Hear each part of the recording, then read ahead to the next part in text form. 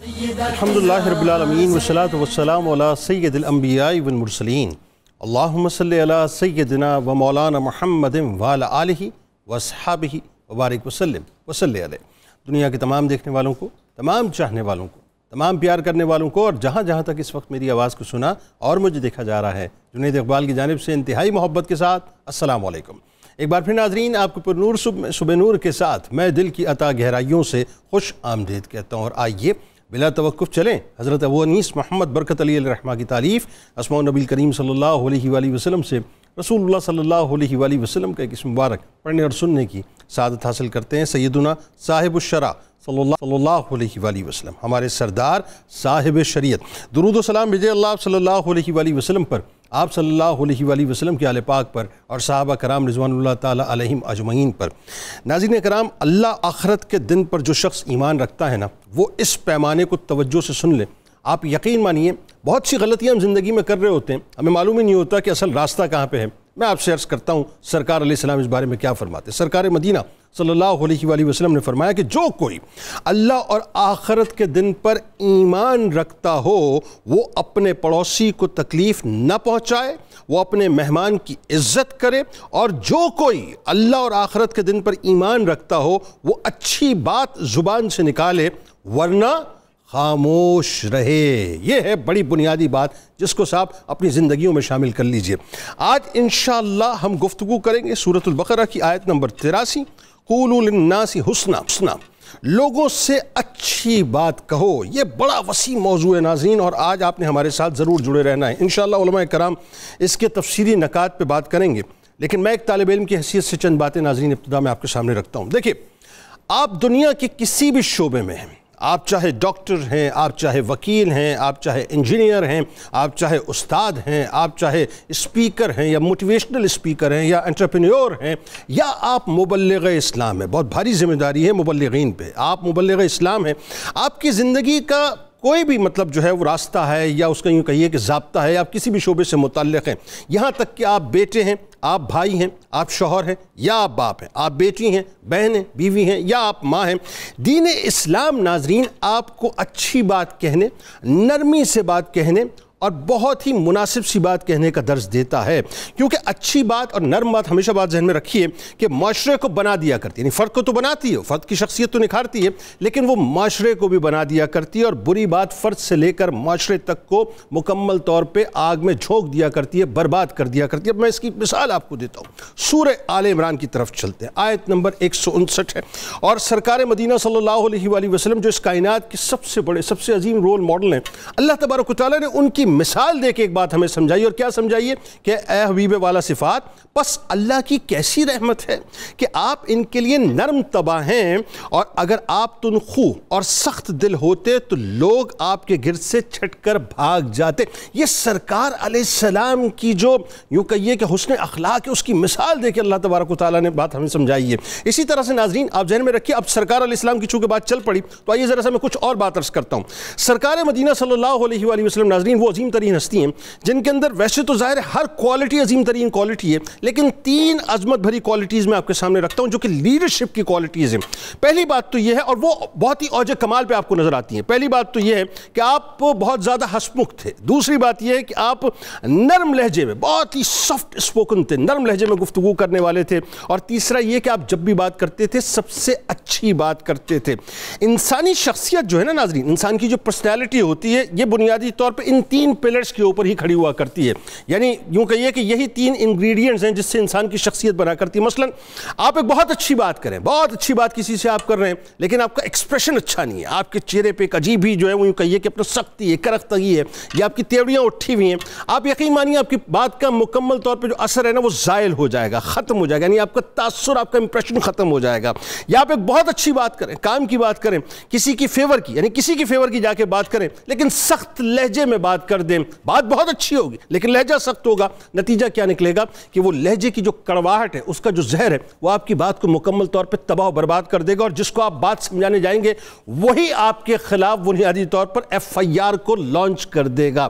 لہٰذا اللہ تبارک و تعالیٰ نے یہ تعلیم دے دی جو سورہ بقرہ کی میں نے ابتدا میں بات کی 83 نمبر آیت کی، اور لوگوں سے اچھی بات کہو، یعنی اچھی بات سے مراد یہ ہے کہ نرم بھی بات کرنی ہے، اچھی بات بھی کرنی ہے، اور انتہائی خوبصورت لہجے میں بات کرنی ہے۔ حضرت ابو ہریرہ رضی اللہ تعالیٰ عنہ سے روایت سرکار علیہ السلام نے فرمایا کہ جو شخص اللہ اور آخرت پر ایمان رکھتا ہو اسے چاہیے کہ اچھی بات کہے ورنہ خاموش رہے۔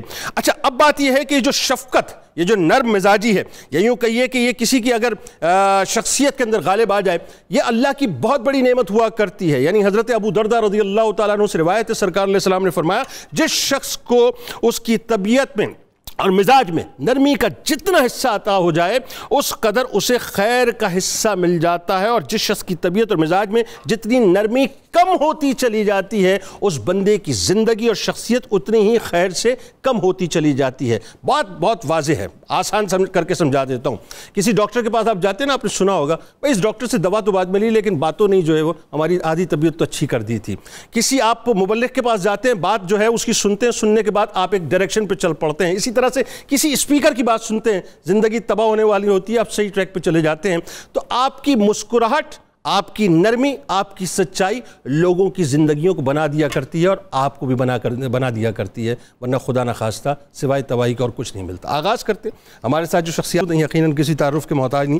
پہلی شخصیت ممتاز عالم دین ہے، میرے دل کے بہت قریب ہیں، محترم جناب مفتی محمد فاروق القادری صاحب تشریف فرمائے۔ دوسری شخصیت ممتاز عالم دین ہے، بہت ہی خوبصورت گفتگو کرتے ہیں، محترم جناب مفتی خلیل احمد یوسفی صاحب تشریف فرمائے۔ دونوں آپ کو السلام علیکم، خوش آمدید۔ آغاز کرتے ہیں کہ صاحب آپ سے سب سے سورہ بقرہ آیت نمبر 83 اس کا ایک حصہ، اس پہ گفتگو کہ اور لوگوں سے اچھی بات کرو۔ بہت مجھے لگتا ہے کہ اس کا جو ایک بڑا وسیع پس منظر ہے، اور اس پہ گفتگو جو ہے آج کے ماحول کے اعتبار سے ہم بہت کھل کے کر سکتے ہیں۔ تفصیلی نکات۔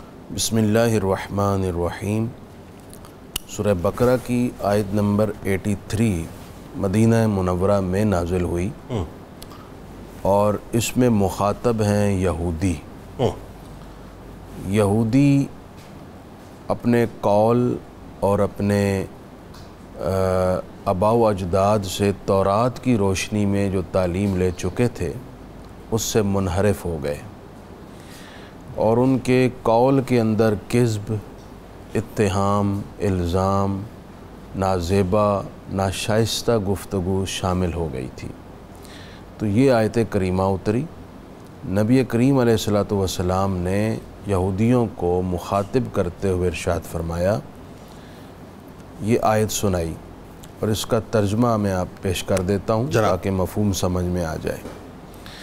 وَإِذْ أَخَذْنَا مِيثَاقَ بَنِي إِسْرَائِیل، اور جب ہم نے اولاد یعقوب سے پختہ وعدہ لیا، وہ ایسے کہ ان پر تورات اتری، اور ان کے انبیاء علیہم السلام نے اللہ تعالیٰ سے کچھ نظام کے لیے درخواستیں پیش کی تھیں، تو نظام حیات کے طور پر اصول اتارے گئے، اور اللہ تعالیٰ نے ان کی اقوام سے یہ وعدہ لیا کہ وہ اس پر عمل کریں گے۔ اسی طرح اب بات آگے بڑھے گی تو میں بتاؤں گا کہ وعدے کی کیا صورت ہے جو ہم مسلمان بھی کر چکے ہیں۔ ٹھیک۔ وعدہ یہ لیا گیا کہ تم اللہ کے علاوہ کسی کی عبادت نہیں کرو گے، ٹھیک ہے، والدین کے ساتھ حسن سلوک کرو گے، رشتہ داروں، یتیموں اور مساکین کی خدمت، حسن سلوک اور اعانت کرو گے، لوگوں کے ساتھ اچھی بات کرو، نماز قائم کرو، زکوٰۃ دو۔ یہ ان کو چند اصول عطا ہوئے۔ پھر یہ بھی فرمایا ثم تولیتم الا قلیلا منکم، تم میں سے چند ایک لوگ ہی تھے جو ان وعدوں پر قائم رہے، اکثریت منحرف ہو گئی، اور انہوں نے اللہ سے وعدہ کر کے جو اصول لیے تھے وہ چھوڑ دیے۔ ٹھیک۔ وَأَنْتُمْ مُعْرِضُونَ، اور تم تو ہو ہی وعدہ کر کے پھرنے والے۔ یعنی یہ یہودیوں کی خصلت ہے کہ ان میں سے اکثریت عہد کو توڑتی ہے۔ ٹھیک۔ لہٰذا آج کے زمانے کے یہودی بھی انہی کے پیروکار ہیں، ان سے مختلف نہیں ہیں۔ یہ قرآن نا ان کی خصلتیں بیان کرتا ہے کہ ان کی بنیادی خصلتیں کیا ہیں. ٹھیک. قرآن کی روشنی میں ہم قوموں کا انالیسس کر سکتے ہیں اور اپنے جو تعلقات ہیں بین الاقوامی ان کو ترتیب دے سکتے ہیں. Very good. اب اس میں بطور خاص جو آج اسپیسیفک ہم نے عنوان بنایا ہے وَقُولُوا لِلنَّاسِ حُسْنًا، لوگوں سے اچھی بات کرو. جنید صاحب، یہ زبان اتنا امپورٹنٹ حصہ ہے انسان کی شخصیت کا، اس سے نکلے ہوئے معمولی سے الفاظ دل میں جگہ بھی بنا لیتے ہیں اور اسی زبان سے نکلے ہوئے ترش الفاظ صدیوں سے جو عزت محنتوں سے حاصل ہوتی ہے وہ عزت کو چند لمحات میں خاک میں ملانے کا کام بھی انسان دل میں بھی اتر جاتا ہے اور دل سے بھی نکل بھی جاتا ہے. اچھا، یہ زبان ہے جو عروج پر لے جاتی ہے اور یہی زبان ہے جو خاک میں ملا دیتی ہے. بالکل ٹھیک. یہ زبان ہے جو گھر کو بنا کر رکھتی ہے اور یہی زبان ہے جو گھر کو اجاڑ بھی دیتی ہے. اسی وجہ سے حضرت علی رضی اللہ تعالیٰ عنہ کی طرف جو فرمان منسوب ہے، آپ نے فرمایا کہ جراحات السنان لها التیام ولا یلتام ما جرح اللسان. فرمایا کہ تلوار کے زخم بھر جاتے ہیں لیکن جو زخم زبان دیتی ہے کوئی ایسی میڈیسن ایجاد ہی نہیں ہوئی جو اس زخم کو بھر سکے. بالکل ٹھیک ہے. یہی وجہ ہے کہ یہ زبان بہت کچھ کروا دیتی. بالکل ایسے جھگڑے بھی تخت بھی دلواتی اور تختہ بھی دلواتی. تختہ بھی دلواتی ہے جناب والا. اسی لیے اسلام نے اس پر بڑا زور دیا ہے. نبی پاک علیہ الصلوۃ والسلام نے جو فرمایا، جو الفاظ آپ نے پڑھے صحیح بخاری کے الفاظ ہیں، حدیث نمبر 6135، آقا کریم علیہ السلام نے فرمایا من کان یؤمن باللہ والیوم الاخر، جس کا اللہ پر ایمان ہے، یوم آخرت پر ایمان ہے، اللہ یہ پہلے بات فرمائی. یعنی یہ بات اتنی اہم ہے کہ اس سے پہلے فرمایا کہ ایک مسلمان کے لیے دوسرا راستہ ہی کوئی نہیں ہے. اللہ جو اللہ رسول پر ایمان رکھتا ہے وہ کیا کرے گا؟ فَلْيَقُلْ خَيْرًا، بات کرے گا تو اچھی کرے گا، خیر کی کرے گا، اَوْ لِيَصْمُتْ، یا پھر چپ رہے گا. اور جو چپ رہا اس نے نجات پائی. یعنی پہلے اس کے ایمان کو بنیاد بنایا گیا، اس کے آنکھ کے سامنے رکھا گیا اور اس سے متوجہ کیا گیا کہ اگر تم مسلمان ہو تو تم ایسا ضرور کرو گے. کیا اچھا ہے. اور اگر تم نے ایسا نہ کیا تو اس کا مطلب ہے کہ تمہارا ایمان مکمل نہیں. اللہ اکبر. یعنی ایمان سے جوڑ دیا ہے اچھی بات کو. اللہ اکبر. اچھی بات آپ نہیں کر رہے تو آپ کے ایمان پر سوال اٹھے. اللہ اکبر. اچھا، قرآن مجید بار بار مختلف زاویوں سے اس طرف ذہن کو لے جاتا ہے کہ بھئی آپ کی زبان آپ کے کنٹرول میں ہونی چاہیے. جنید صاحب، ایک شخص میں 1000 خوبیاں ہوں لیکن اگر اس کی زبان اچھی نہیں ہے نا، بولتا ہے تو گند نکالتا ہے، بولتا ہے تو بدتمیزی کرتا ہے، تو اس کی 1000 خوبیوں پر یہ ایک عیب پردہ ڈال دیتا ہے. اور اگر ایک انسان کے اندر کئی عیوب ہوں، اخلاق اور زبان اچھی ہو تو یہ اس کی عیبوں پر پردہ ڈال دیتی ہے. بالکل ایسا ہے. کتنی اہم چیز ہے. اور قرآن نے ایک دفعہ آگے جا کر یوں کہا ما یلفظ من قول الا لدیہ رقیب عتید. کیا ہے خدا کے بندو، تم جو بھی الفاظ منہ سے نکالتے ہو نا، تمہارے پاس اللہ کی طرف سے محافظ تیار ہے لکھنے کے لیے. جو ہی تم بولتے ہو وہ لکھ لیتا ہے. اور کل قیامت یہ اللہ کے حضور تمہارے خلاف گواہ بنیں گے. بالکل ٹھیک ہے. اور ایک آخری جملہ نہ کہوں تو شاید میری بات مکمل نہ ہوگی. میں سارے ناظرین کی خدمت میں یہ بات پیش کر رہا ہوں. کل قیامت کے دن ہمارے خلاف سب سے بڑا گواہ ہم خود ہوں گے. بالکل ٹھیک. یعنی ہمارے اعضاء. قرآن کیا کہتا ہے؟ الیوم نختم علی افواہہم وتکلمنا ایدیہم وتشہد ارجلہم بما کانوا یکسبون. یعنی تمہارے ہاتھ تمہارے خلاف بولیں گے اور پیر گواہی دیں گے، تمہارے پیر گواہی دیں گے، تمہاری آنکھیں گواہی دیں گے، تمہارے کان بولیں گے، تمہارے جسم کے اعضاء تمہارے خلاف کھڑے ہو جائیں گے اور تمہارے سامنے اللہ تعالیٰ وہ ریکارڈنگ چلا دے گا. بالکل ٹھیک. جس سے تمہارے لیے کوئی انکار کی گنجائش نہیں ہوگی. اس لیے پہلے تولیں پھر بولیں. بالکل بہت خوبصورت گفتگو آپ نے ابتدا میں فرمائی. اب ذرا ایک اور آیت کی طرف ہم لوگوں کو لیے چلتے ہیں اور وہ ہے سورۃ الانعام آیت نمبر 152. اور پیمانہ اللہ تعالیٰ نے کیسا بتلا دیا, اور یہ اتنی وسیع آیت ہے, مطلب چند الفاظ, لیکن مفتی صاحب مجھے ایسا لگتا ہے ایک پوری کائنات ہے. جب بات کرو عدل کرو, مطلب اس کا پس منظر, اس کی ذرا تفصیلی نکات بتائیں. لیکن مجھے ایسا لگتا ہے کہ ایک گھر کے رشتے سے لے کر آپ اس کو جو ہے وہ اپنا ایلیٹ کلاس تک لے کے چلے جائیے, اشرافیہ تک لے کے چلے جائیے, ہر جگہ یہ آیت جو ہے وہ اپلائی ہوتی ہے. بتائیے ذرا. جنید بھائی, بسم اللہ والصلاۃ والسلام علی رسول اللہ. یہ آیت نمبر 151 اور 152, اس کے اندر اللہ تعالیٰ نے 9 اصول اور ضابطے بیان کیے, اور بنیاد کیا رکھی ہے کہ ہر بندے نے اپنے لیے راستے کا تعین کیا ہوا ہے کہ میں جس راستے پہ چل رہا ہوں وہی راہ ٹھیک ہے. اللہ تعالیٰ نے یہاں 9 باتیں ارشاد فرما کر فرمایا وَأَنَّ هَذَا صِرَاطِي مُسْتَقِيمًا, یہ سیدھی راہ ہے, اگر اس پہ چلو گے تو پھر تم منزل مقصود پہ پہنچ سکتے ہو. ارشاد باری تعالیٰ ہے کہ میرے حبیب صلی اللہ علیہ وسلم آپ فرما دیجئے کہ اللہ تشرکو بہ شیئا, اللہ کے ساتھ شرک نہیں کرنا. وَبِالْوَالِدَيْنِ احسانا, ماں باپ کے ساتھ حسن سلوک کرنا ہے. وَلَا تَقْتُلُوا أَوْلَادَكُم مِّنْ إِمْلَاقٍ, اپنی اولادوں کو مفلسی کی وجہ سے قتل نہیں کرنا, ہم تمہارے بھی رازق ہیں ان کے بھی رازق ہیں. وَلَا تَقْرَبُوا الْفَوَاحِشَ مَا ظَهَرَ مِنْهَا وَمَا بَطَنَ, بے حیائی کے کام نہ چھپ کے کرنے ہیں نہ اعلانیہ کرنے ہیں.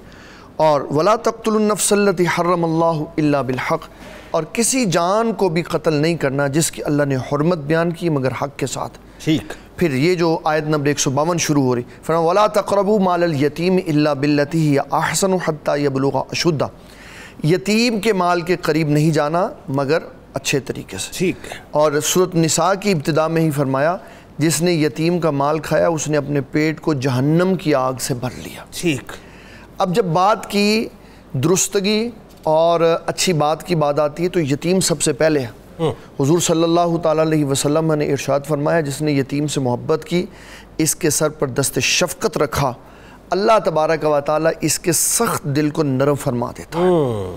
اور پھر آگے فرمایا وَأَوْفُوا الْكَيْلَ وَالْمِيزَانَ بِالْقِسْطِ, یہ ہمارے معاشرے کا سب سے بڑا عیب ہے, ناپ تول میں ہم عدل و انصاف نہیں کرتے. ٹھیک. ناپ تول بھی ہمارا خراب ہے.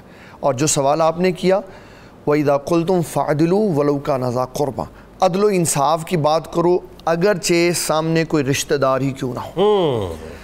حضور پاک صلی اللہ تعالیٰ علیہ وسلم نے حدیث بیان کی بخاری کی, 7 بندوں کا ذکر فرمایا, ان میں سے ایک یہ بھی ہے, فرمایا عدل و انصاف کرنے والے حاکم کو اللہ تعالیٰ قیامت والے دن اپنے عرش کا سایہ عطا فرمائے. اللہ. اور حضرت سیدنا عمر بن خطاب رضی اللہ تعالیٰ عنہ کی روایت ہے, آپ نے فرمایا ہر حاکم قیامت والے دن اس کیفیت میں آئے گا کہ اس کے ہاتھ یا گدی پہ بندھے ہوں گے, اگر اس نے انصاف کیا ہوگا تو اس کے ہاتھ کھول دیے جائیں گے, اور اگر اس نے انصاف نہیں کیا ہوگا تو اسی کیفیت میں اس کو گھسیٹ کر اللہ تعالیٰ جہنم کی آگ میں پھینک دیں. اللہ. مطلب اس میں ہم مراد حاکم سے مراد ایک کاؤنسلر سے لے کے ہم پریزیڈنٹ تک جس کے ماتحت کوئی بندہ ہے, سبھی کو لے لیں. سبھی ہیں, رائی ہے جو رائی ہے, جس کے ماتحت کچھ افراد ہیں. ٹھیک ہے. حضور صلی اللہ علیہ وسلم نے جب حبشہ کی طرف ہجرت کا حکم ارشاد فرمایا نا, تو صحابہ کرام رضوان اللہ تعالیٰ علیہ مجمعین بڑے حیران تھے. ٹھیک ہے. کہ ہم ایسے ملک کی طرف جا رہے ہیں جس کی حاکمیت پہ بیٹھے ہوئے لوگ تو ویسے ہی غیر مسلم, ٹھیک, ادھر سے نکل کے غیر مسلم و مشرکوں کے ہاتھ سے تو ادھر جا رہے ہیں, تو وہاں کیا ہمارے ساتھ سلوک ہوگا. تو نبی صلی اللہ تعالیٰ علیہ وسلم سے جب انہوں نے سوال کیا تو آپ نے ایک خوبصورت جملہ ارشاد فرمایا. وہ کیا؟ پوچھا حضور وہاں حکمرانی کس کی ہے؟ آپ نے فرمایا عیسائی بادشاہ ہے. تو کہا حضور وہاں جانے کا کیا فائدہ؟ فرمایا ہی ارض القدس, وہ پاک سرزمین ہے. اس کی وجہ یہ سمجھائی کیونکہ وہاں کا حاکم عدل و انصاف کرتا ہے اور نرم بات کرتا ہے. نرم بات. اس کا معنی یہ ہے کہ جہاں انصاف ہوتا ہے وہاں اللہ تبارک و تعالی جل جلالہ رحمت برساتا ہے. بہت اچھی بات کر رہے ہیں. اور اللہ تبارک و تعالی جس حاکم کو یہ توفیق دے کہ وہ عدل و انصاف کرنے والا ہو, وہ غیر مسلم بھی ہو, تو اللہ اس کی ناموری اور عزت پیدا کرتا ہے. سبحان اللہ. اور مسلمان بعد میں پھر ایمان نہیں آئے نا. جی بعد میں کرم نوازی ہوئی نا. اور اگر انسان مسلمان ہو اور عدل و انصاف نہ کرتا ہو تو اس کی سزا وہی ہے جو سیدنا عمر بن خطاب رضی اللہ تعالیٰ. اچھا ہم باعث ہو جایا کرتے ہیں اپنے رشتوں کے اندر بھی, ہم باعث ہو جایا کرتے ہیں اپنی پولیٹیکل جو ایفیلیشنز ہیں ان کی وجہ سے بھی, ہم باعث ہو جایا کرتے ہیں کہ ہمارا اگر کسی سے کوئی کاروباری تعلق ہے تو اس پرسنل انٹرسٹ کی وجہ سے. لیکن یہاں بڑا کیٹیگوریکل ہے کہ جب بات کرو عدل سے کرو. اٹ مینس کوئی بھی رشتہ سامنے ہو, کوئی بھی تعلق ہو. ہمارے ہاں درس نظامی کے اندر ایک کتاب پڑھائی جاتی ہے الادب المفتی والمستفتی. اس میں یہ اصول لکھا ہے کہ جو قضاء کے عہدے پر فائز ہے نا, اس کے لیے جائز نہیں ہے وہ کسی بندے سے تحفہ وصول کرے. ٹھیک, کیونکہ جب وہ تحفہ وصول کر لے گا تو انصاف نہیں کر سکتا. صرف اسی بندے سے تحفہ لینے کی اجازت ہے جس سے اس عہدے سے پہلے بھی اس کے تعلقات ہیں. اب کیا ہے, اب نظام کی طرف دیکھے تو پہلے تحفے دے دیتے ہیں, پھر اس کے بعد عہدوں کی پیشکش ہوتی ہے تو پھر اس کو عدل و انصاف کا معیار ختم ہو جاتا ہے. حضور پاک صلی اللہ تعالیٰ علیہ وسلم نے اس قبیلے کی خاتون کے بارے میں کتنا سٹرکٹ فیصلہ کرتے ہوئے کتنی بڑی بات کی. آپ نے فرمایا اگر اس قبیلے کی خاتون جس کا نام فاطمہ تھا, اگر اس کی جگہ میری بیٹی بھی ہوتی تو میں عدل و انصاف کے مطابق یہی فیصلہ کرتا. بعض کم علم لوگ سیدہ فاطمہ کے بارے میں نازیبہ کہہ دیتے. آپ نے ان کو نہیں کہا, آپ نے صرف مثالاً سمجھایا. وہ ہمارے کائنات کی سب سے عظیم خاتون ہے اور ان کی عظمت و شان کے بارے میں رتی برابر بھی دوسری رائے رکھنا اپنے آپ کو جہنم میں ڈال دینے والی بات ہے. معیار حضور پاک صلی اللہ علیہ وسلم نے کیا بتایا کہ اگر قرابت دار بھی غلط بات کرے. اس پہ پنجابی کی ایک کہاوت بنی ہوئی ہے جو بڑی ضروری ہے ناظرین کو سمجھانا, کہ اگر مجرم قاضی کا رشتہ دار ہو تو پنجابی میں کہتے ہیں حل کو لٹا لیں, اور اگر قاضی کا رشتہ دار نہ ہو تو پھر اس کو کھڑا کر لیں تاکہ اس کو صحیح سزا دی جائے اور اپنوں کو کم سزا دی جائے. آپ دیکھیے نا, میرے وہ مستحضر نہیں ہو رہی وہ روایت, لیکن کچھ شاید مجھے اس کا تھوڑا سا ایک بلر سا مطلب ایک اس کا مفہوم مجھے یاد آ رہا ہے کہ ابو لہب ظاہر ہے وہ تو جہنم کی نار میں مطلب, لیکن ابو لہب کو جب تانا اس کی بیٹی کو جب وہ ایمان لے آئیں تانا دیا گیا کہ جہنم کے نار میں مطلب جھونکے جانے والے کی بیٹی, تو سرکار علیہ السلام نے منع فرمایا ہے نا کہ مجھے میری قرابت کے معاملے میں جو تکلیف نہ دو. اور پھر سرکار یعنی وہاں بھی سرکار علیہ السلام نے آپ دیکھیں کہ کتنی عدل کی بات کی, کجا اس کے کہ اس کی مذمت میں, باپ کی مذمت میں جو ہے باقاعدہ آیت اتری تھی. اب ذرا آئیے مفتی صاحب, اسی ریلیونسی میں چاہ رہا ہوں, چونکہ آپ کی بات منقطع ہوئی تھی, میں چاہتا ہوں اسی بات کو ہم ذرا کنٹینیو کریں لیکن ایک نئے اینگل سے کریں. کہ سورہ بقرہ کی آیت نمبر 83 میں اللہ تعالیٰ نے فرمایا لوگوں سے اچھی بات کرو, لیکن ایک جگہ سورہ بنی اسرائیل کی آیت نمبر 53 میں اللہ تبارک و تعالیٰ فرماتا ہے کہ ایسی بات کہیں جو سب سے اچھی ہو. اٹ مینز یعنی آپ نے جو دی بیسٹ ہے وہ چوز کر کے مطلب بات کرنی ہے. اب اس پہ ذرا گفتگو کیجیے. جی جنید صاحب, یہ جو آیت مکرمہ ہے آیت نمبر 53 سورہ بنی اسرائیل میں سے, اس میں اللہ تعالیٰ نے فرمایا اے محبوب آپ فرما دیں لعبادی میرے بندوں کو. یہاں بندوں سے مخاطب اول تو صحابہ کرام ہیں جن کو مشرکین آ کر طعن و تشنیع کرتے, بدتمیزی اور ناشائستگی سے بات کرتے. تو اللہ تعالیٰ اپنے حبیب سے فرما رہا ہے کہ آپ اپنے صحابہ کی یہ تربیت فرمائیں کہ یقول التی ہی احسن, یہ سب سے اچھی بات کریں, یہ خوش اخلاقی قائم رکھیں, یہ شائستگی اور تحمل قائم رکھیں, یہ خندہ پیشانی اور عمدہ الفاظ کے ساتھ ہی گفتگو فرمائیں. بعض مفسرین کرام کی تصریحات کے مطابق یہ حکم مشرکین کے حوالے سے ان کی بےہودگیوں اور ناشائستگیوں کے جواب میں عمدہ گفتگو کرنے کے حوالے سے جہاد کی آیت سے منسوخ ہے. ٹھیک, لیکن ایک بڑی تعداد ہے جنہوں نے کہا کہ دیکھا موقع اور محل جائے گا کہ بات کس نوعیت کی ہے. اگر بات ہے اجتماعی نوعیت کی دین اسلام کے حوالے سے تو پھر اس کا جواب ویسا ہی دیا جائے گا جیسی بات ہوگی. لیکن انڈیویجول اگر کسی کی ذات پر تنقید کی گئی ہے, کسی کی ذات پر کوئی الفاظ کہے گئے ہیں, تو پھر یہی حکم آج بھی قائم ہے کہ وہ اپنی ذات کا جواب نخوت اور کبر سے نہ دے بلکہ شائستگی کے ساتھ, عمدگی کے ساتھ, سب سے بہتر طریقے سے اس کا جواب دے گا. اور یہی بڑے پن کی نشانی ہوتی ہے, یہی بڑے پن کی علامت. سب سے عمدہ جواب جو ہے, سب جب بھی ہم کوئی بات کرتے ہیں نا اور اپنی طرف سے بڑی اچھی بات کرتے ہیں, اگر وہ بات کرنے کے بعد ہم غور کریں تو اس سے بھی اچھی بات کی گنجائش رہتی ہے. بالکل ٹھیک. ایک کتاب میں نے پڑھا کہ ایک دیہاتی شخص نے اپنے اونٹوں کا ریوڑ چرا رہا تھا ایک مقام پر، اور اتنی تعداد تھی اونٹوں کی کہ ارد گرد اونٹ ہی اونٹ نظر آتے تھے۔ ٹھیک۔ کسی سے اس نے پوچھا، کسی نے اس چرواہے سے پوچھا کہ یہ اونٹ اتنے زیادہ کس کے ہیں؟ تو اب اس دیہاتی نے جواب دیا، اور کیسا شاندار اور عمدہ جواب دیا۔ وہ کہنے لگا للہ فی ایدی، اللہ، اونٹ اللہ کے ہیں اور اس نے میرے ہاتھ میں دیے ہوئے۔ اچھا جواب ہے، واہ، کتنا خوبصورت جواب ہے۔ بالکل ٹھیک ہے۔ اچھا، ایک مرتبہ حضرت عباس سے، اور یہی روایت حضرت امیر حمزہ سے متعلق بھی ہے، پوچھا گیا کہ آپ بڑے ہیں یا رسول اللہ بڑے ہیں؟ اللہ، کیا خوبصورت جواب۔ سبحان اللہ، انہوں نے کہا بڑے تو رسول اللہ ہی ہیں، اللہ، عمر ہماری زیادہ ہے۔ اس طرح کی گنجائش ہمیشہ رہتی ہے۔ ترمذی میں حدیث حضرت علی رضی اللہ تعالیٰ عنہ سے ہے، سبحان اللہ،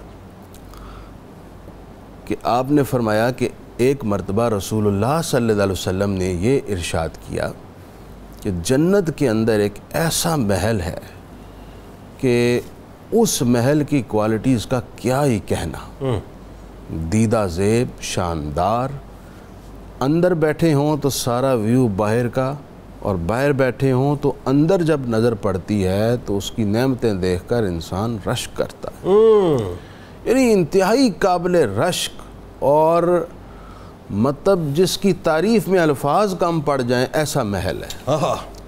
تو صحابہ نے عرض کی یا رسول اللہ وہ محل عطا کسے ہوگا؟ کیا خوبصورت روایت ہے۔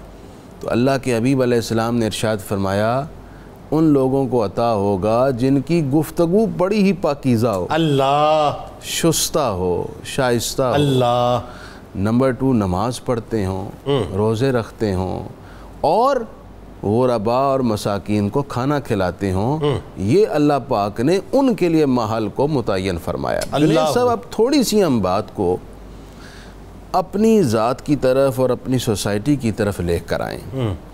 2 باتیں بڑی اہم ہیں۔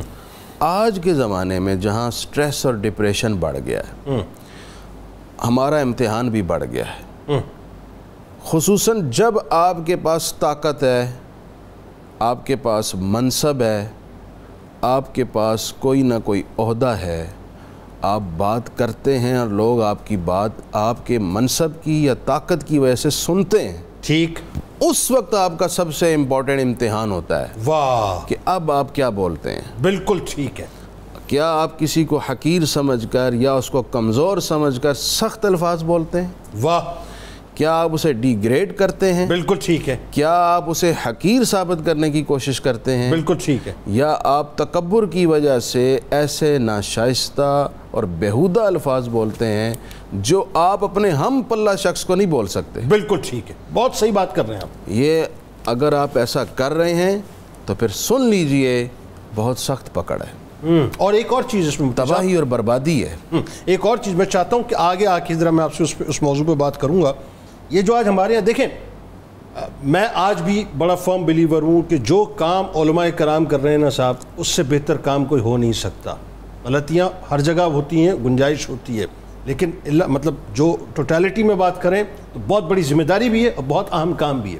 لیکن چند ایک سیکٹرز میں نظر آتا ہے کہ صاحب ہم ایسا لگتا ہے کہ اگر ہم اور تھوڑا سا سافٹ اسپوکن ہو جائیں اور تھوڑا بہتر ہو جائے، اس پہ گفتگو کریں گے تو اور اچھا کام ہو سکتا ہے۔ اسی طرح دیگر شعبوں کی ہم بات کریں گے۔ ناظرین ہمارے ساتھ جڑے رہیے، سرکار علیہ السلام کی بارگاہ میں، ان کی آل کی بارگاہ میں درود پاک کا نذرانہ پیش کیجئے۔ لوٹ کے اب ہم بات کریں گے سورہ طٰہٰ کی آیت نمبر 44 اور سورۃ الاحزاب کی آیت نمبر 70 میں۔ بڑی اہم بات ہے کہ ایک تو یہ کہ نرم بات کرنے کے حوالے سے، اور دوسرا اسٹریٹ بات کرنے کے حوالے سے اللہ تعالیٰ فرماتا ہے، وہ کیا بات ہے، اس پہ گفتگو ہوگی۔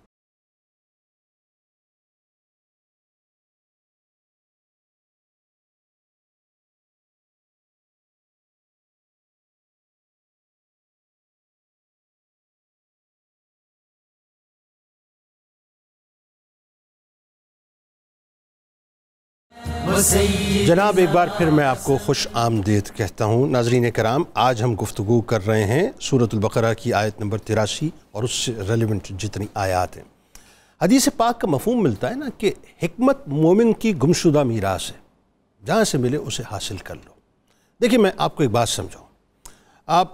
آپ نے دیکھا ہوگا بہت سے لوگ ایسے ہوتے ہیں جو بہت نرم بات کرتے ہیں, انتہائی نرم بات کر رہے ہوتے ہیں, بہت اچھی بات کر رہے ہوتے ہیں, بہت میٹھی بات کر رہے ہوتے ہیں, یعنی بات الفاظ میں جو ہے مٹھاس ہوتی ہے لیکن لہجہ جو ہے ان کا بڑا کرختگی اس کے اندر آ جاتی ہے. نتیجہ کیا نکلتا ہے کہ وہ لہجے کی سختی جو ہے وہ اچھی بات کو زائل کر دیا کرتی ہے. اور بہت سے ایسے لوگ ہوتے ہیں جو انتہائی سخت ترین بات کرتے ہیں, سخت ترین بات, لیکن انتہائی نرم لہجے میں کرتے ہیں, مٹھاس کے ساتھ کرتے ہیں, وہ بات انسان کو ہضم ہو جایا کرتی ہے. اب میں اس کی ایک مثال آپ کو دیتا ہوں. دیکھیں پر حکمت گفتگو جو ہے نا یہ اللہ کا بہت بڑا انعام ہوتا ہے. ایک بادشاہ تھا, اس نے خواب دیکھا, اس نے معبرین کو بلوایا کہ بھئی مجھے اس خواب کی تعبیر بتاؤ. تو ایک معبر آیا, اس نے آ کے بتلایا بادشاہ بات یہ ہے کہ آپ اپنے بیٹے, اپنے پوتے اور اپنے پڑ پوتے کو اپنی نگاہوں کے سامنے مرتے ہوئے دیکھیں گے, یعنی آپ کے سامنے انتقال کر جائیں گے. بادشاہ کو غصہ آ گیا, اس نے کیا تعبیر بتا دی, قید کر دو اس کو, بند کر دو, پابند سزا حاصل کر دو. دوسرے معبر کو بلوایا, وہ ذرا بات کو بھانپ چکا تھا, اس نے دیکھ لیا اس کا نتیجہ یہ نکلا تھا اور وہ ظاہر ہے مطلب حکمت بھی رکھتا تھا. تو اس نے کہا بادشاہ بات یہ ہے کہ آپ اپنی نگاہوں کے سامنے اپنے بیٹے, اپنے پوتے اور اپنے پڑ پوتے کی تاج پوشی دیکھیں گے. اچھا بڑی اچھی بات ہے, بڑا خوش ہوا بادشاہ. اس نے وہ انعام سے نوازا جائے, وزیر کو بلایا گیا, انعام سے نوازا گیا اور وہ چلا گیا وہاں سے. دونوں نے بات ایک ہی کی تھی, کم و بیش الفاظ ایک ہی تھے لیکن انداز مختلف تھا. بات یہ ہے کہ جس نے کہا نا کہ تاج پوشی آپ دیکھیں گے اپنے بیٹے, اپنے پوتے اور اپنے پڑ پوتے کی, وہ سمجھ نہیں پایا بادشاہ کہ بیٹا مرے گا تو پوتے کی جو ہے وہ تاج پوشی ہوگی اور پوتا مرے گا تو پڑ پوتے کی تاج پوشی ہوگی. بات ایک ہی تھی لیکن بیان کرنے کا انداز مختلف تھا جس نے ان کے انعامات اور ان کی سزاؤں کو مختلف کر دیا. یہی بات میں سمجھانا چاہ رہا ہوں کہ گفتگو کرنے سے پہلے اس کو بہت تولا کریں کہ آپ بات کہاں کر رہے ہیں, کس سے کر رہے ہیں, کس موقع پہ کر رہے ہیں, تب آپ کو معلوم ہوگا کہ اس کے نتائج کیا نکلیں گے. اچھا اب آئیے ذرا سر, یہ بڑی اہم ترین آیت ہے سورہ طٰہٰ, آیت نمبر 44. تم اس سے نرم بات کہنا, اس کا ایک ہم نے جز اٹھایا. اور سورۃ الاحزاب جس میں اللہ تبارک و تعالیٰ 70ویں آیت میں فرماتا ہے کہ سیدھی بات یعنی اسٹریٹ بات کہا کرو. یہ جو ہمارے ہوتا ہے نا صاحب مبہم سی باتیں کرنا, اس کے ذرا پس منظر اور اس کی تفسیر پہ بات کی. جنید بھائی سورۃ طٰہٰ میں حضرت سیدنا موسیٰ علیہ السلام کا ذکر خیر ہے. آیت نمبر 17 سے لے کے 48 تک اللہ تعالیٰ نے کیسے ان کو تیار فرمایا کہ یہ اور ان کے بھائی حضرت ہارون علیہ السلام فرعون اور اس کی قوم کو دعوت و تبلیغ کے لیے جائیں. وہاں لفظ ارشاد فرمایا طغیٰ, کہ وہ سرکش اور باغی ہو چکا. اس لفظ سے یہ پتہ چلتا ہے کہ انسان جب اپنے مد مقابل کو دیکھتا ہے کہ وہ بغاوت میں کتنی ہی آگے چلا گیا تو اس کے پاس دونوں پہلو موجود ہیں, دعوت و تبلیغ کا بھی اور واعظ و نصیحت کا بھی.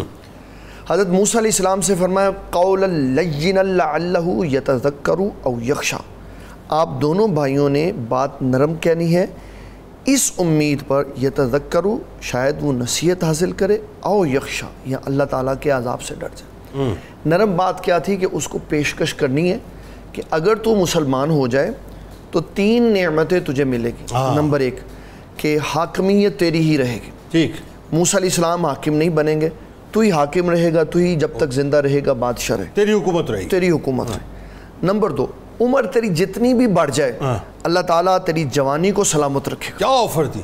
نمبر 3 اللہ تعالیٰ تیری تمام خواہشات کی تکمیل فرمائے گا, جو چاہے گا وہ تجھے ملے. کہنے لگا میں تو اپنے وزیر کے مشورے کے بغیر کرتا ہی کچھ نہیں. حامان اس وقت موجود نہیں تھا. تو اس نے کہا میں اسے مشورہ کروں گا. اس سے یہ بات پتہ چلتی ہے کہ انسان کو مشیر ہمیشہ اچھا رکھنا چاہیے. اگر مشیر اچھا ہوتا تو فرعون بھی کامیابی کے دروازے مشیر بنا بھی دیتا ہے, مشیر برباد بھی کر دیتا ہے. حضرت علی رضی اللہ تعالیٰ عنہ آپ اپنے زمانے کے بارے میں عموماً یہ کہا کرتے تھے کہ ابو بکر صدیق کا زمانہ خیر والا تھا, عمر بن خطاب رضی اللہ تعالیٰ عنہ کا زمانہ خیر والا تھا, عثمان غنی رضی اللہ تعالیٰ عنہ کا زمانہ خیر والا تھا کیونکہ اس میں مشیر میں تھا. اللہ, یہ ان کی حکمت بڑی. سوال بھی ہوا تھا نا کہ آپ کے مطلب دور میں میں اس طرف نہیں جانا چاہتا تھا تو پھر میں نے اس لیے اچھے انداز میں اس کو ایسے بیان کر. تو حضرت موسیٰ علیہ السلام نے اس کو یہ بات کی تو حامان نے پھر یہ پیشکش نہیں ہونے قبول ہونے دی. اس نے کہا ابھی تم معبود بنے ہوئے ہو, لوگ تمہاری عبادت کرتے ہیں, اور جب تم مسلمان ہو جاؤ گے پھر تم اللہ کی عبادت کرو گے تو یہ گھاٹے کا سودا ہے. تو اس مشیر نے فرعون کو ہدایت کے راستے سے آنے سے منع کیا. اگر کوئی شخص یہ سمجھتا ہے کہ یہ آیت منسوخ ہو چکی ہے تو یہ اس اعتبار سے منسوخ ہے کہ جہاد کے مقابلے میں نہیں پڑھی جائے گی. اوکے, جب بات آئے گی پرسنلی یا انڈور بات میں تبلیغ کے لیے تو پھر اسی کا استعمال کیا جائے گا. دوسرے نمبر پر سورۃ احزاب کی آیت 70 میں اللہ تعالیٰ فرماتا ہے یا ایھا الذین آمنوا اتقوا اللہ وقولوا قولا سدیدا، اے ایمان والو تقوی اختیار کرو اور سیدھی بات کرو۔ سیدھی بات۔ اس آیت کی تفسیر میں جو زبان کی نرمی، اس میں سیدہ عائشہ صدیقہ رضی اللہ تعالیٰ عنہا کی ایک روایت بڑی جاندار ہے۔ وہ کیا؟ ام المومنین سیدہ عائشہ صدیقہ رضی اللہ تعالیٰ عنہ اپنے حجرہ مبارکہ میں تشریف فرما تھی، ٹھیک ہے، تو یہودی کچھ آئے، انہوں نے نبی صلی اللہ علیہ وسلم کو کہا السلام علیکم، آپ نے فرمایا وعلیکم ولعنت اللہ وغضب اللہ، یہ آپ نے بڑے جلال سے فرمایا۔ تو نبی صلی اللہ علیہ وسلم نے فرمایا ان اللہ رفیق ویحب الرفق، فرمایا ام المومنین اب نرمی اختیار کریں، اللہ نرم ہے، نرمی کو پسند کرتا۔ کہا حضور انہوں نے آپ کے بارے میں کتنی سخت بات کی، آپ نے فرمایا جو انہوں نے کہا وہ اللہ تعالیٰ نے سنا، لیکن جو میں نے آگے سے جواب دیا وہ اللہ نے سنا بھی اور قبول بھی فرمایا۔ اب اس میں بڑی سمجھنے والی بات ہے، وہ یہ کہ حضور پاک صلی اللہ علیہ وسلم نے ان کے السلام علیکم کہنے کے بارے میں بات جواب دیا وعلیکم اور تم پر بھی وہی ہو۔ تو کہا ایک طرف تو نبی رحمت ہے اور دوسری طرف وہ کہہ رہے ہیں آپ کو موت آئے اور آپ اس کے جواب میں کہہ رہے ہیں، تو محدثین نے اس کی وضاحت کرتے ہوئے کہا کہ آپ کے یہاں ارشاد فرمانے کا مطلب تھا کہ تمہارے کفر کو موت آئے اور تم ایمان کے اندر داخل ہو۔ اللہ، یہ آپ کی ان کے لیے نرم دلی کی ایک بات تھی۔ اللہ، اور پھر حضور صلی اللہ تعالیٰ علیہ وسلم نے ارشاد فرمایا، کیا انٹرپریشن کیا آپ نے؟ یہ محدثین نے کی ہوئی، یہ محدثین نے کی، ہماری کیا بات ہے، ہمیں تو یہ باتیں ہی ذہن میں نہیں آتی، ہمارے بڑوں نے لکھی ہوئی ہیں، ہمارے بڑوں نے لکھی ہوئی۔ ورنہ لوگ اس کا ایک ہی پہلو بتاتے ہیں کہ پلٹا دیا سرکار نے۔ نہیں، آپ کا اس کا معنی یہ ہے کہ تمہارا کفر مر جائے تم اسلام کے۔ بہت اچھے۔ اور پھر نبی صلی اللہ تعالیٰ علیہ وسلم نے حضرت ابو دردہ رضی اللہ تعالیٰ عنہ اس حدیث کرا، رسول اللہ صلی اللہ علیہ وسلم نے فرمایا جس کو اللہ تعالیٰ نے نرمی عطا فرمائی اس کو اللہ نے اپنی رحمت کا حصہ دی تھی۔ جس بندے کے اندر نرمی ہے نا اور اس کی زبان نرم ہے، اللہ تعالیٰ اس کے لیے کیا فرماتا ہے اس کے لیے جنت کی ضمانت ہے۔ اور پھر نبی صلی اللہ علیہ وسلم نے اس کے ایمان کامل کی دلیل بیان فرمائی کہ یہ بندہ جس کی زبان اور ہاتھ سے دوسرا مسلمان محفوظ ہے، من سالم المسلمون من لسانہ و یدہ، یہ اصل میں وہ بندہ ہے جس نے ایمان کا ذائقہ اور ایمان کی لذت کو چکھا۔ پھر فرمایا حضور پاک صلی اللہ علیہ وسلم نے جس کی زبان نرم ہے اس کے اعضاء سکون اور راحت میں ہیں۔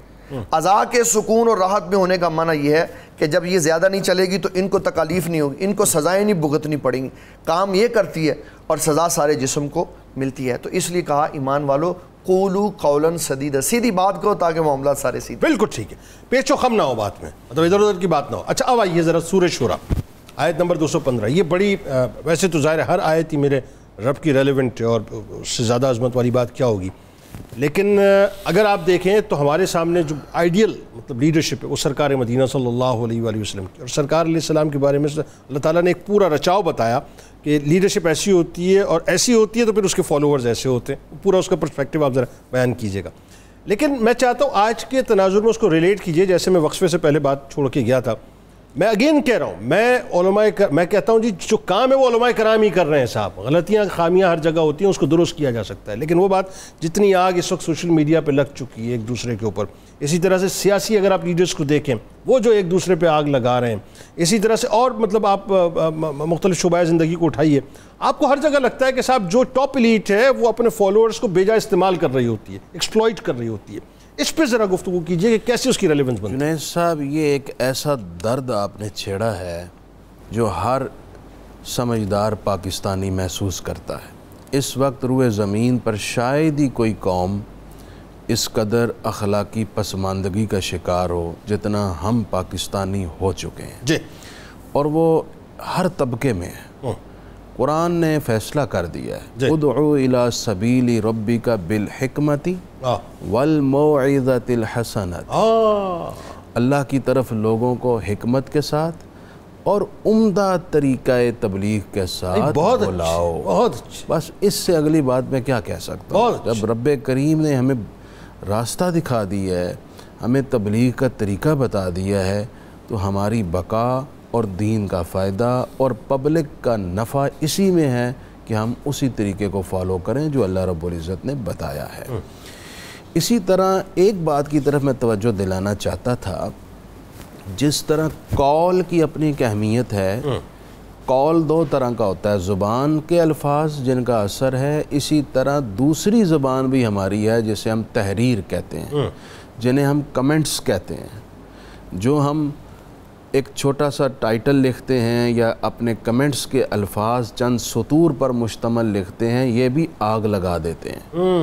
جناب والا آپ سوشل میڈیا دیکھیں، ٹویٹر دیکھیں، لوگ اب آپ کو دین کی اتنی سمجھ نہیں ہے، یا آپ کو پاکستان کے حالات کی اتنی سمجھ نہیں ہے، یا آپ کو انٹرنیشنل ریلیشنز کی اتنی سمجھ نہیں ہے، تو آپ اس چیز میں کیوں دخل اندازی کرتے ہیں اور اس میں اپنا معافی ضمیر جو آپ کا پورے طریقے سے مطابقت ہی نہیں رکھتا وہ آپ لکھ کے چھیڑ دیتے ہیں اور بات کہاں سے کہاں چلی جاتی ہے۔ اس لیے ہوش کریں بھائیو، ہم مسلمان ہیں، ہماری صرف یہی زندگی نہیں ہے، جو کچھ ہم یہاں بول رہے ہیں اسے ہم نے وہاں جا کے کاٹنا ہے۔ بالکل، ہمارے ہر عمل کو مانیٹر کیا جا رہا ہے، ہم نے اللہ کے حضور جواب دے ہونا ہے۔ لیکن سر اس میں ایک یہاں بات، آپ کچھ ریلیشن سے یا رشوت سے عدالتوں سے بچ سکتے ہیں، ٹھیک ہے، لیکن اس کی عدالت سے کون بچے گا؟ بالکل ٹھیک ہے، لیکن اس میں ایک بات ذرا ایڈ کیجئے، جب ٹاپ لیڈرشپ، چاہے وہ پولیٹیکل ٹاپ لیڈرشپ ہو یا ریلیجیس ٹاپ لیڈرشپ ہو یا اور کسی بھی آپ شعبے کو اٹھا لیں، جب ٹاپ لیڈرشپ جو ہے انتہائی چائلڈش ایٹیٹیوڈ دکھائے، ایگریسو ہو جائے اور پھر ایگریشن کو جو ہے پرووک کیا جائے، اس کو پروموٹ کیا جائے، آگ لگائی، تو پھر تو مجھے بتائیے سر بنیادی ذمہ داری تو انہی لوگوں کی ہے، اور جو نقصان ہوتا ہے ان کے غیر ذمہ دارانہ رویے کی وجہ سے، ان کے فالورز جو نقصان کرتے ہیں، اس سارے نقصان کا اصل ذمہ اور جرم انہی کے سرزد ہوتا ہے۔ اس لیے ہوتا ہے کہ ان لوگوں کے غیر ذمہ دارانہ رویے سے ان کے فالورز نے جو راستہ اختیار کیا وہ غیر محتاط راستہ تھا، وہ معتدل راستہ نہیں تھا، اور اس سے نقصان ہوا۔ بالکل جنید صاحب، 2-3 باتیں اب چونکہ ہمارا موضوع چل رہا ہے تو بڑی امپورٹنٹ عرض کر دوں۔ رویے کا اور الفاظ کا اثر ہوتا ہے، یہ ہم پوری گفتگو کر رہے ہیں۔ جی جی، اب میں اس کی 1-2 مثالیں دینا چاہتا ہوں۔ میں چاہتا ہوں آج کے پیرنٹس بھی اپنی اولاد پر ہمہ وقت تنقید نہ کیا کریں۔ شفقت کا طریقہ جو اثر دکھاتا ہے نا، وہ آپ کے تانے اور تشنیع سے آپ کے بچے کے دل میں نفرت کو پیدا کرے گا۔ نبی پاک علیہ السلام نے اپنی زوجہ محترمہ حضرت حفصہ سے ایک دفعہ گفتگو فرمائی۔ فرمایا کہ حفصہ، آپ کے بھائی عبداللہ بن عمر، نعم الرجل عبداللہ، سبحان اللہ، عبداللہ آدمی بڑا اچھا ہے، سبحان اللہ، لو کانا یصلی فی اللیل، کاش کہ وہ نماز تہجد بھی پڑھتا ہے۔ انداز اچھا جی، اب انداز دیکھیے، کتنا خوبصورت انداز تھا۔ حضرت حفصہ نے بالکل یہی من و عن اپنے بھائی کو بات بتائی۔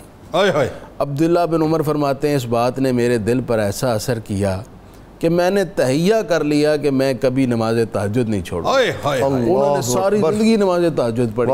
کیا خوبصورت انداز۔ امام بخاری فرماتے ہیں کہ میرے استاذ گرامی حضرت اسحاق بن راہویہ نے ایک مرتبہ مجھے ایک بات کہی۔ آپ فرمانے لگے کہ محمد بن اسماعیل، اللہ نے تمہیں بڑی صلاحیت بخشی ہے، کاش کہ تم احادیث کا کوئی ذخیرہ جمع کر لو۔ کہتے ہیں یہ اتنی شفیقانہ بات تھی کہ میں نے اپنے دل میں یہ بات راسخ کر لی کہ میں یہ کام کروں گا، اور اس کے بعد امام بخاری نے امت پر احسان کیا اور صحیح بخاری جیسی کتاب ترتیب۔ اللہ، ایک بات ہے، صرف ایک بات۔ اور ادھر سے میں لے کر ذرا گھر چلتا ہوں۔ جہنم میں سب سے زیادہ عورتیں ہوں گی۔ آپ صلی اللہ علیہ وسلم نے وجہ بیان فرمائی، اس لیے کہ وہ اپنے شوہروں کی ناشکری کرتی ہیں، شوہروں کے احسانات کو آن نہیں کرتی، اپریشیٹ نہیں کرتی۔ یہ بھی تو الفاظ ہی ہیں نا جو عورت کو جہنم لے کے جا رہے ہیں۔ حضرت ابراہیم علیہ السلام ملنے آئے حضرت اسماعیل سے، گھر میں نہیں تھے، ان کی زوجہ کیا واقعہ ہے یہ دیکھیں، چوکھٹ پر بدل لو۔ تو پوچھا کہ آپ کون ہیں؟ جی میں اسماعیل کی زوجہ ہوں۔ کیسے حالات چل رہے ہیں؟ اس نے ناشکری کی، کہا اسماعیل شکار کرتا ہے، جب کبھی کچھ مل جائے کھا لیتے ہیں، ورنہ بھوکے گزارا کرتے ہیں، بڑے افلاس میں، مشکل میں، غربت میں وقت گزار رہے ہیں۔ حضرت ابراہیم چلے گئے، راستے میں تو اسماعیل ملے، فرمایا اپنی چوکھٹ بدل لو۔ اللہ اکبر۔ پھر کچھ عرصہ بعد ملنے آئے تو یوں ہی حضرت اسماعیل گھر نہ تھے، زوجہ ملی، فرمایا آپ کون؟ جی میں ان کی زوجہ ہوں۔ کیسے حالات گزر رہے ہیں؟ اس نے کہا میرے شوہر حضرت اسماعیل شکار کرتے ہیں، الحمدللہ لوگ جب بھوکے مشکل سے گزر بسر کر رہے ہوتے ہیں, ہم گوشت کے مزے لے رہے ہوتے ہیں, اللہ کا بڑا شکر ہے, بڑا اچھا گزارا ہو رہا ہے. حضرت اسماعیل علیہ السلام سے حضرت ابراہیم کی ملاقات ہوئی, فرمایا یہ چوکھٹ قائم رکھنا.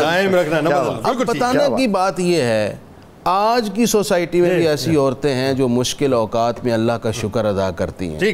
لفظوں کا اثر ہے, یہی لفظ آپ کے لیے جنت میں جانے کا راستہ ہے اور یہی لفظ آپ کے لیے جہنم میں جانے کا راستہ ہے. اچھا اب ذرا فائنلی, چونکہ بہت خوبصورت گفتگو ہو رہی ہے, مجھے کٹ کرنے کا بالکل دل نہیں کر رہا تھا, لیکن مفتی صاحب میں چاہتا ہوں جو سورہ شورى آیت نمبر 215 جس پہ ہم بات کر رہے تھے, اسی ریلیونسی میں کہ ایک تو یہ کہ اللہ تعالیٰ نے اپنے محبوب کو اپنے فالوورز کے ساتھ ایک خاص انداز اختیار کرنے کا جو ہے حکم فرمایا, رحمت و شفقت و پیار. اور پھر آگے جا کے اگر آپ دیکھیں سورہ آل عمران میں 159ویں آیت کے ابتدائی حصے میں اللہ تعالیٰ نے اپنے محبوب کریم کی نرم طبیعت کی مثال دے کے بتلایا کہ اگر آپ تنخو ہوتے لوگ آپ کے قریب نہ آتے.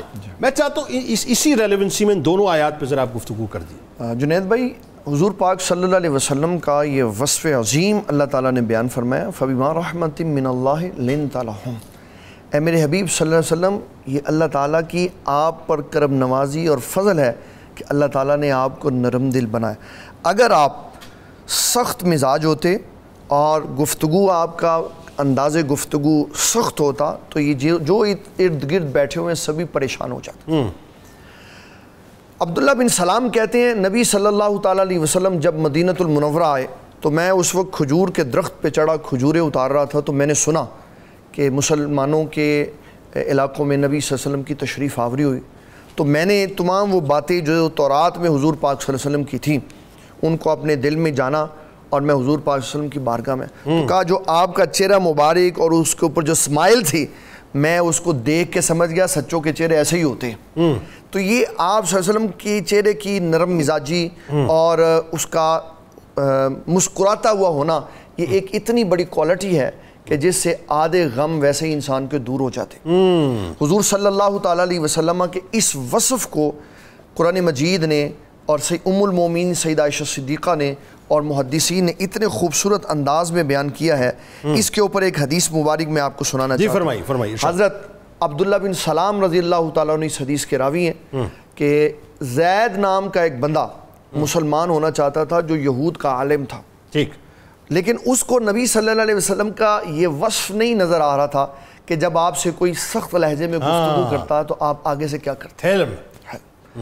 اس نے نبی صلی اللہ علیہ وسلم سے پراپر ایک سودا کیا, اور سودا جس مقررہ تاریخ کے لیے کیا اس سے پہلے لینے کے لیے بہت ریلیونٹ مثال ہے, بڑی زبردست مثال. پہلے کے لیے بالکل. حضرت عمر بن خطاب کا چہرہ غصے اور جلال سے بھرا ہوا ہے کہ حضور پاک صلی اللہ علیہ وسلم کیا کر رہا. آپ نے فرمایا اگر حضور کا ادب نہ ہوتا تو سر اتار دیتا, اور کئی نمازیں آپ نے وہاں ادا کر دی, روک لیا. حضور پاک صلی اللہ تعالیٰ علیہ وسلم نے فرمایا عمر اس کے پیسے واپس دو, اور آپ کو مجھے یہ کہنا چاہیے. دیکھیں کتنی بڑی بات, آپ کو مجھے یہ کہنا چاہیے, آپ کو اے عمر آپ کو مجھے یہ کہنا چاہیے تھا کہ آپ اس کا قرضہ دیں, اور اس کو کہنا چاہیے تھا کہ بات اچھے انداز میں کریں. اللہ, اب آپ اس کو 80 مسقال سونے کے برابر جو کھجوریں بنتی ہیں وہ دیں, اور بھی دیں.